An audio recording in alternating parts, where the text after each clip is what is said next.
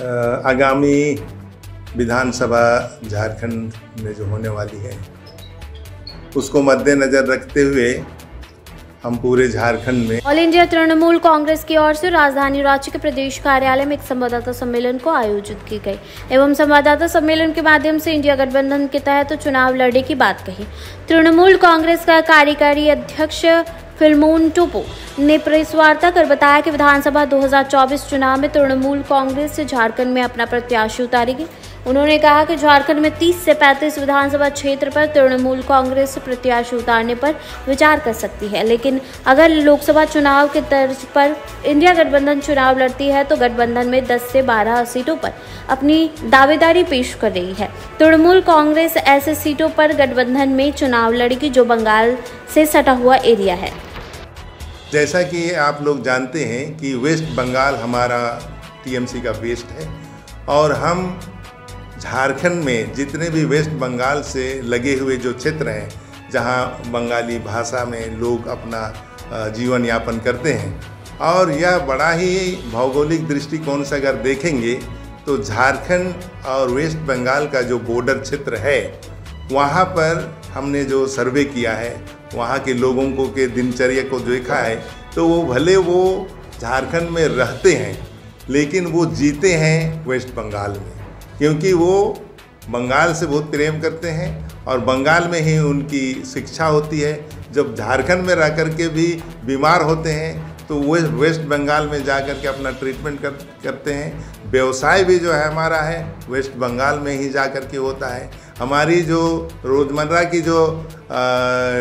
काम है, जो काम दिन दहाड़ी जो करते हैं वो भी वेस्ट बंगाल में ही जा कर के करते हैं, रहते हैं झारखंड में। और ऐसा देखा गया है कि झारखंड में जो बॉर्डर क्षेत्र है वहाँ पर उनको कोई बुनियादी सुविधा नहीं है, अस्पताल नहीं है, अच्छा अस्पताल नहीं है, जिससे वो वेस्ट बंगाल का होकर के रहते हैं। तो बेहतर अगर हम उसकी दृष्टिकोण से देखेंगे तो झारखंड और वेस्ट बंगाल का जो बॉर्डर क्षेत्र है जिसमें हम लोग राजमहल, बुरियो, पाकुड़, धनबाद, सरायकेला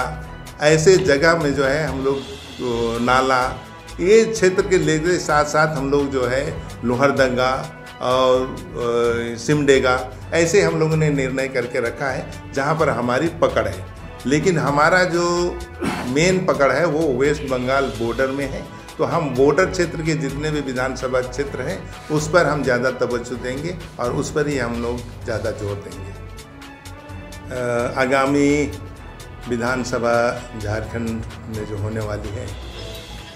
उसको मद्देनज़र रखते हुए हम पूरे झारखंड में जो तैयारी किए हैं उसके हिसाब से हमारे उम्मीदवार तैयार हैं। लेकिन जो मौजूदा स्थिति है, जैसा कि हम लोग पूरे भारत में लोकसभा का इलेक्शन इंडिया गठबंधन के तहत लड़ाई लड़ी है और उस लड़ाई में हम लोगों ने सफलता पाई है, इंडिया गठबंधन ने सफलता पाई है, उसे आधार पर झारखंड में भी इंडिया गठबंधन के तहत ही विधानसभा का इलेक्शन होना तय हुआ है। किंतु अभी तक अन्य पार्टियों के द्वारा और इंडिया गठबंधन के लोगों के द्वारा इस पर ठोस मीटिंग नहीं हो पाई है कि सीट बंटवारे में कौन सा पार्टी को कितना सीट मिलेगा। लेकिन हमने टीएमसी हो करके झारखंड में इलेक्शन लड़ने के लिए पूरा तैयारी कर रखी है